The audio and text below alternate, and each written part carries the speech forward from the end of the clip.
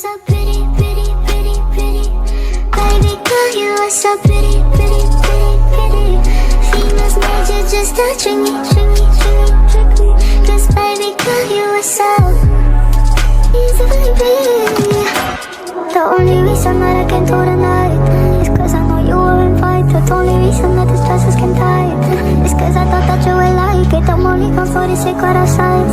Because I want you to like that. The only reason I can do tonight is because I really like you. And I can know. Hi, this is Jessica Javens Talk, Season 1. Welcome to my channel, and today we have an amazing guest.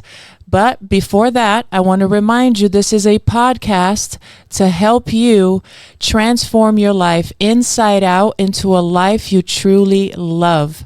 Today's guest is very special to my heart.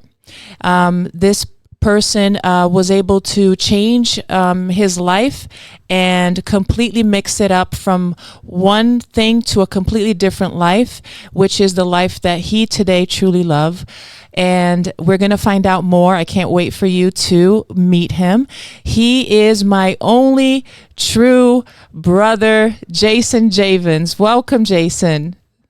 Hello, hello, hello. Thank you so much, Jessica, for having me on your podcast. This is it's exciting. I can't wait to chat. Yes, thank you so much I know you're busy, and I know it's a Sunday, but we're at it. So I'm happy we made this work. I want the people to get to know you a little bit. So before we dive in deep, share a little bit about you.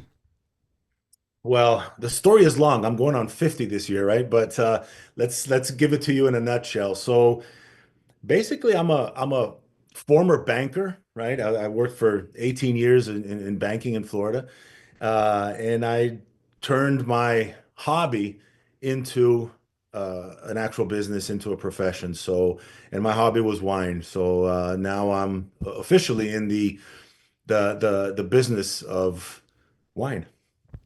Nice. So did you have to do any study on this? Like what was entitled for you? What do you have to do to get to this point? You have to drink a lot of wine. No, but moderation. But so yeah, and I told you wine was my hobby, right? So for years, I was just always going to wine tasting events whenever I could. I have that passion, right, to have somebody tell me the story behind that wine. I did many wine courses. I am a certified sommelier. So there is a little bit of study because there's a little bit of knowledge that has to go into that, right? Besides obviously sniffing and drinking wine. It really helps when you know a little bit about the regions, a little bit about the soil and things like that, right? It all kind of paints a picture. That's awesome. Can you tell me what the definition or what it means to be a sommelier? So technically, if you're saying sommelier, it's somebody who not only knows about wine, but is also into serving wine. That's why at a restaurant you say, oh, you call the sommelier, or we call it somm for short, because that's the expert in wine, and he's also, or he or she, are also going to serve the wine. So there's that whole little etiquette and little practice about how to serve the wine, right? So that's a true sommelier. I always felt uncomfortable of calling myself a sommelier, even though I am certified for that, because I never had that service, right? I was never in the wine serving business. To me, it was always just a hobby. I did all the courses and everything just for my own personal amusement and knowledge, right? But now, going on to this next part of my life, which is opening our wine bar in Fort Lauderdale, I get to officially call myself or at least be more comfortable calling myself a sommelier. That's awesome. So tell me a little bit about how this happened, because I know you were in banking for a very long time. You were very successful at it. You grew very much so to an executive position. But at the same time, on your free time and so forth, what you truly enjoyed doing and talking about was wine. And those were one of our best conversations. I learned so much from you. How did that transition happen for you to now have a huge following, opening a bar and living something that you probably didn't expect, and now you're living, kind of your dream? Yeah. Yeah, well, it's kind of an interesting story, right? Because as you said, I mean, anybody that works in banking knows you work a lot. The pressure is humongous. But I always found time to kind of follow my passion, right? So as I grew into the wine world, I says, well, why not do wine tastings myself instead of only attending them, but actually doing them? So I started doing that on the side as a gig, but as really mostly for fun. So start doing wine classes, especially for beginners, introducing different styles of wine and explaining it and all that stuff, right? So I started doing that on the side, and a group of three clients of mine who were partners, they were my clients for a few years in banking. We got closer, and we're always chatting and sometimes hanging out and things like that. And the idea, I actually did one of these wine tasting events for some of their clients, and it kind of worked out. They all really liked it, and we started talking more about the possibility of maybe doing wine tasting events at another business that they own, which is a club in Fort Lauderdale. And quickly the idea kind of matured into, well, let's just open a wine bar. So I do not come from hospitality. They do. They own other businesses within that realm, right? So it's I'm coming in with the wine knowledge, and they're coming in with the business or the hospitality business knowledge, right? And it's something that I'm definitely going to be on the road to learning more of. What I love about this story is when you say it, there's a couple of things actually, but I'll start with one. What I love is that just the fact that you had a clear vision and understanding that this is your passion, you started to act in direction to that dream. You didn't know how, you didn't know exactly, but you knew that this was your passion. That was clear. And that's how you started. You started talking about it. You started just doing some wine, what's the name? Tastings, yeah. And Yeah, then wine. that took to the next step, and then to the next step, and now look at this. It's a huge accomplishment, and congratulations for this. I can't wait for the inauguration day. That's one thing that I love. The other thing that I love is I've been to many wine tastings, many all over. But the one that you deliver is so passionate and so much more informative than any other wine tastings that I've been. Um, and I think that that is a huge difference of your success is exactly because of that passion, and this is what I want people to feel here while they're watching us, is for them to understand that it's very important for you to have a clear understanding of what really calls to your heart, because that's when it's actually burning is when you actually start taking the steps towards it. Because if it's not burning inside of you, you're going to say, you're going to leave it aside. You're just going to keep going with your life and so forth. So I really like that. So tell me, how do you feel right now with all of this that you shared with us? Oh, I feel great, right? I mean, like you said, I'm going into actually being able to work on my passion, work on my dream. And the cliche saying is, right, work with what you love and you'll never work a day in your life. Yeah. Although it is hard work, but it's done at a different manner. So all when I started actually, because in social media years and years ago, I would always post maybe a bottle of wine or what I'm eating and my travels, and it was my personal account. But 2018 is when I started my wine account, Wine Seeker, and that's really when the road started, and that's when things opened up because the my following started growing. I started doing a lot of collaborations with wineries and things like that. So you start getting the name out, and then from there jumping into doing these wine presentations and things like that and wine tasting events. Everything went very organically. Although in the back of my mind, I always had the dream of maybe owning a wine bar or maybe a wine shop or something where I could interact with people and say, listen, this is something that really excites me. Um, but you don't know how, right? Because you're like, okay, maybe I don't have the money to invest, or how am I going to start? Or I don't have the experience. And I have to say, I kind of went with the flow, took an opportunity of all the things that were laid before me. And so everything really happened organically. I mean, even us with the process now of opening the bar, we've been a year and a half, probably a little over a year and a half on this road, right? Waiting for this and waiting for that, and then the owners of the property, and then the city and the county and all this stuff. So there's an anxiety building there. But right now that we're probably a month away from opening, it's things start heating up. So, um, and when I say anxiety, obviously it's the good anxiety, right? That anticipation Oh and that yeah. desire to just start running. Oh my gosh, I am so excited too. I can't wait. I love that you said that because that's exactly what I failed to do for a big chunk of my life.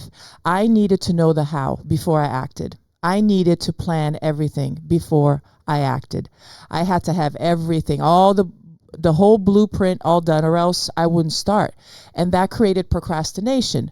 That created, me settling, me being where I am and not start the movement. So once you actually start, although you don't know, that's where my life started to change too. And I can relate to you completely because that's what you did. And that's what I want to inspire people to do. Yeah, it's something that really worked in my favor is, well, being in banking, being in the retail banking side and all of that. The number one thing that you do is networking, right? So I was always out. So I was a firm believer of not only getting to know people, but introducing people and surrounding myself. Sounds selfish, but it's not, because you're also giving, but surrounding myself Yeah. with people that could benefit me as well, as much as I could benefit them.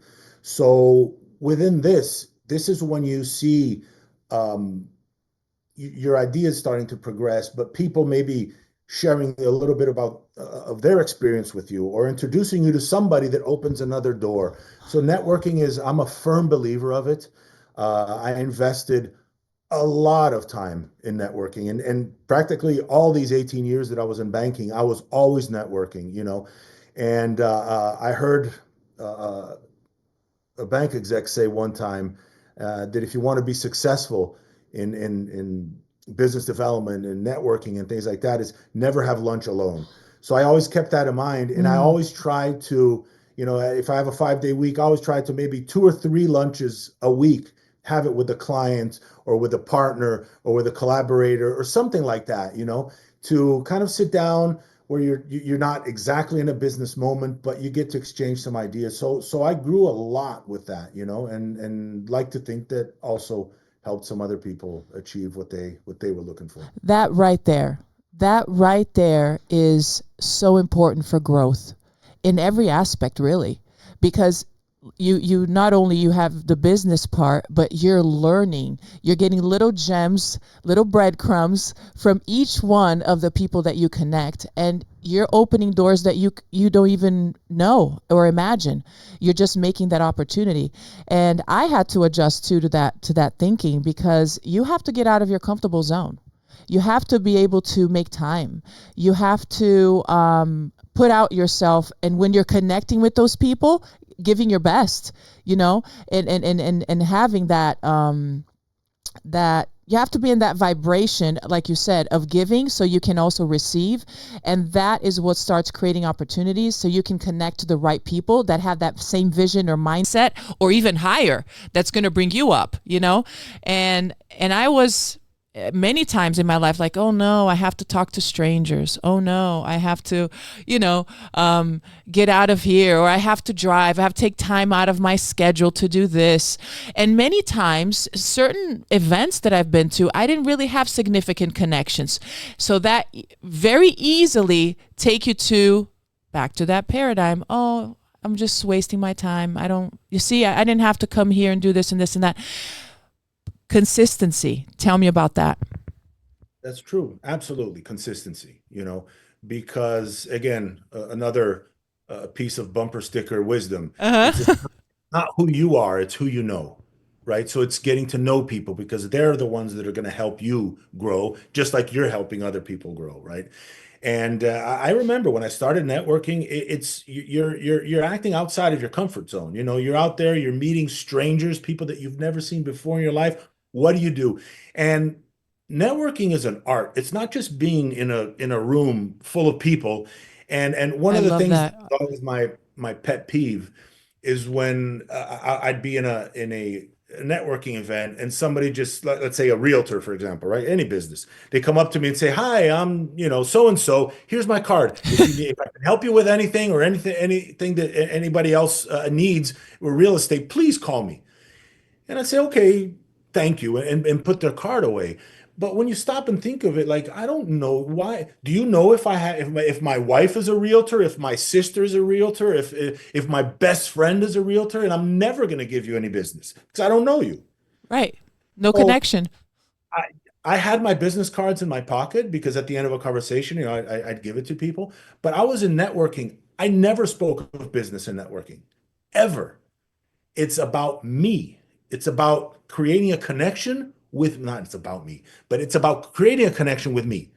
So what do you like? What do you do? What brought you to Florida and this and that? It's chit chat. You're Yep. getting to know somebody. Then you're setting up maybe a lunch or a coffee at Starbucks or something like that. And then you can sit down and say, okay, give me your elevator speech. So what are you all about? What are you trying to accomplish? Yeah, Right. yeah, this is what I'm trying to accomplish.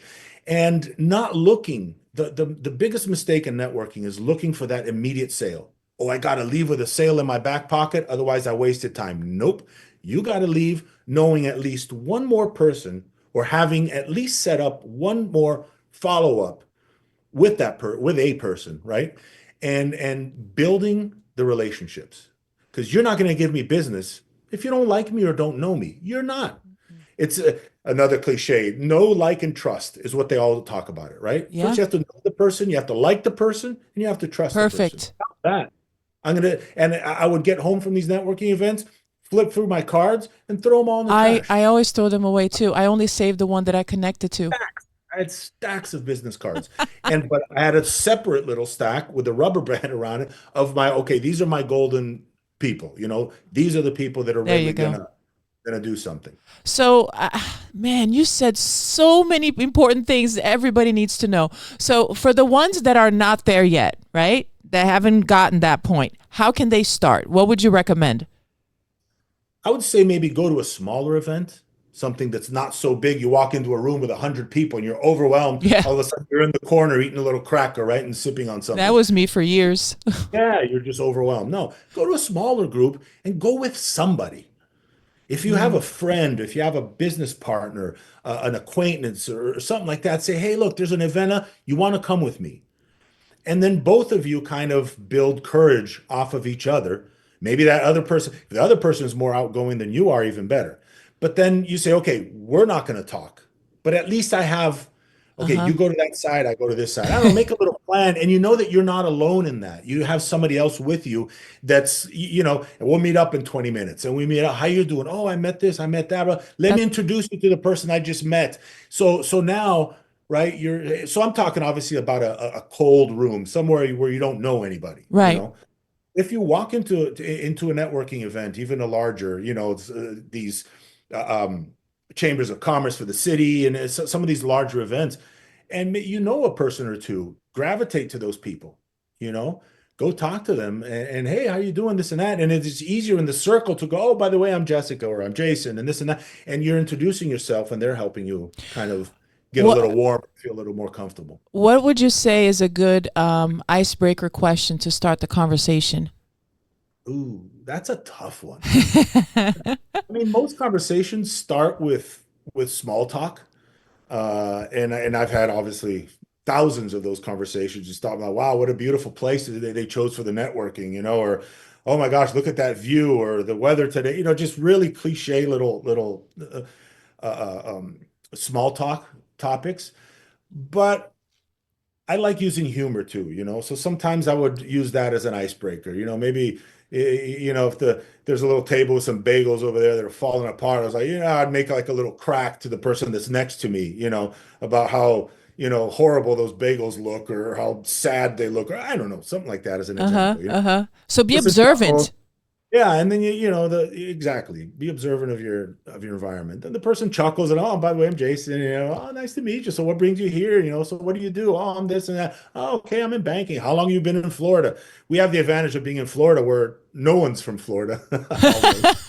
A lot of people, right? I mean, it's a transition state, right? So it's a lot of people from other places. So you get to talk about, you know, so what brought you here and this and that and blah blah blah, you know, and just when you notice you've been talking to them for 15, 20 minutes, 30 minutes, Hmm. you go to set up, oh man, I'd really like to know a little bit more about you, about your business, and see how I can help you or how we can help each other Hmm. with business. Because Hmm. everybody in there wants to sell. Everybody's a salesperson, but who's buying, right? So you have to find maybe the person who's speaking to you sells aloe vera products, right? Oh, very cool. I'd like to know a little bit more about your products and things like that. You know, what are the benefits and blah, blah, blah. And maybe make a purchase or something like that, you know, show that interest, extend that olive branch first, and then see what you get on the Yeah. back. I've learned so much because now you can also have a chance to learn about what that person is expert in, you know? So I could talk about aloe vera all day if you let me, you know what I'm saying? And that these people are going to talk as experts about what they do. Like for instance, I had an amazing conversation with this woman recently about solar panels, and I thought I knew everything about solar panels. She just went on and told me some stuff that I had no idea. So now I feel like, hey, I know a lot about solar panels. I'm just giving you an example. So and that connection. So now if somebody is looking for that, I had such a connection with her. I'm going to think about, you know what, you need to talk to this woman. She knows everything about it. And just send, because it's just like you said, it's organic. We're going to remember these connections, and these people are going to pop in our minds. And anyways, it's a great thing. I've had so many other people that I met with that, you know, because now they are introducing you. They're reaching out to you because they shared that. So it doesn't stop. And that's the thing. It's not just about that event that you're in. It's the domino effect that it causes. Absolutely, absolutely. And once you get into those relationships, you know, and you get a little more comfortable with the person, you also, I mean, what I would ask people all the time is, how can I help you? How can I sell your product? Train me to sell what you have, That's a because great question. that'll help me feel more comfortable. Maybe when I'm talking to another client or talking to a family member, friend, or whoever it may be, and say, oh my God, using your solar panel examples, you know, oh my gosh, I just spoke to this person over here. She just gave me a lesson Wow. in solar panels. You have to talk to her because you believe it. I didn't know X, Y, and Z. Right. You know, and there you go. And the person will look at you and say, "Oh my gosh, I want to talk to her." You know, and and when I was talking about my products, not only to the person that I'm to my networking partner, right, the Uh-huh. person that I'm getting acquainted with, but even with my clients, I never had a sales pitch. I was a salesperson for years and years and years, but I never considered myself a salesperson. I'm going to sit down with you and I'm going to be a free consultant to you. This is what I'm going to do. And so this is what I can teach you today. So leave a token, Yeah. you know, It in my changes the case, tone completely. The well, in tone my case, you know, completely. if you're selling Coke and Pepsi, somebody doesn't like Pepsi, say, hey, try this Coke, you know, and okay, they'll buy a bottle of Coke from you and see if they like it or not, you know, and if they like it, great. If not, they easily flip back to Pepsi. With banking, for example, you're selling a whole relationship. Yeah. Just because I look nice and I'm smiling, people aren't going to change their whole banking relationship to you because it's cumbersome, it's a hassle to do. So I want you to like me today. Maybe we meet up for coffee, do this, do that, because some point down the line, your bank's going to upset you or you're not going to get what you want. And then you're going to say, oh, you know what? I know Jason. He's a cool guy. Let me talk to him about banking. Let me see what Uh-huh. he thinks. There you go. And guess what? And if I don't get a sale today and I get a sale 6 months from today, guess what I'm going to need 6 months from today? A sale, because you need it all the time.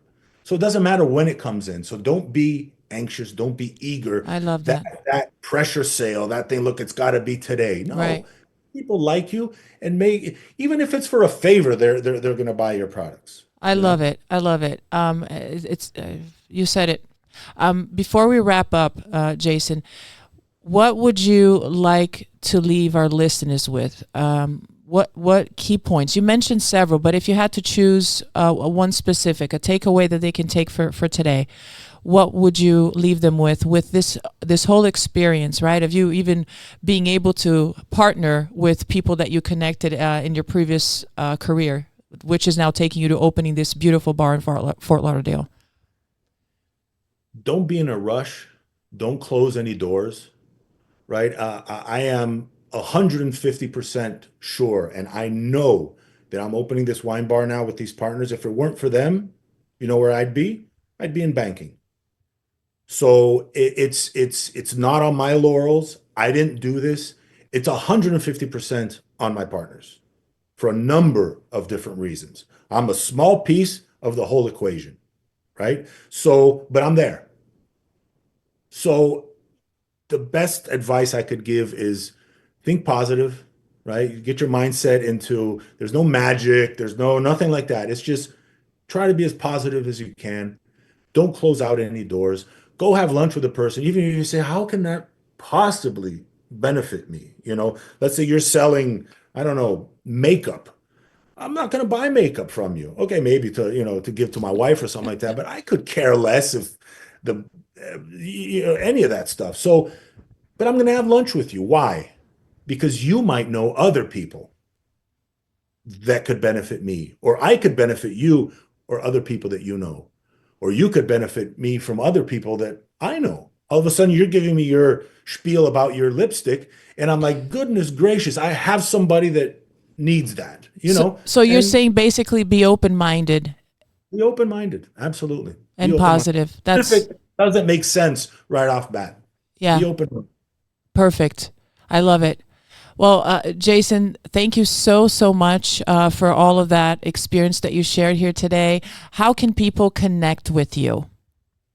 Well, now this is not Jason the banker anymore, right? This is Jason the wine lover and the bar owner. So I'm on Instagram. It's @_wineseeker_. So that's where I give a lot of wine tips and things like that. And obviously now we're opening the bar. Through the Vine is the name of the bar.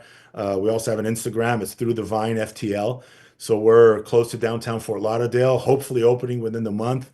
And so reach out to me DM me on Instagram.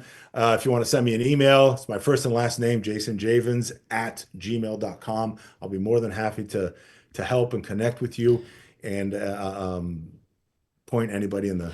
I'm going to put you on the spot. My last little spot. I'm going to put you on the spot. One thing that he does that I absolutely love is I don't know which wine to buy. If I'm having, I don't know, caviar, I don't know which wine pairs good with that. Bingo, he tells me immediately. And he asks you, what is your budget? And he knows already the wine within your budget that's going to be the best match for that. It's absolutely amazing. So he does that, the consulting services too. There you go. I put you on the spot. All right. Champagne, by the way. Yeah. Champagne is one of the best matches for caviar. Okay. Thank you. All right. So thank you so much. This episode has been brought by Through the Vine, a bar soon to be open in Fort Lauderdale. It's also brought by Forever Living, the best aloe vera juice in the world that transformed my wellness, and produced by the I Am Beast Network. If you're watching this, click the like button, follow Jason, follow me, subscribe, and share it with your loved ones. My name is Jessica Javens, and this is Jessica Javens Talk. Thank you so much, Jessica. It's been an honor to participate with you. You are so pretty, pretty, pretty, pretty. Females made you just to trick me, trick me, trick me, trick me. 'Cause baby girl, you are so easy, baby. The only reason that I can do tonight is 'cause I know you were invited. The only reason that the stresses can die is 'cause I thought that you would like it. I'm only gone for the secret outside.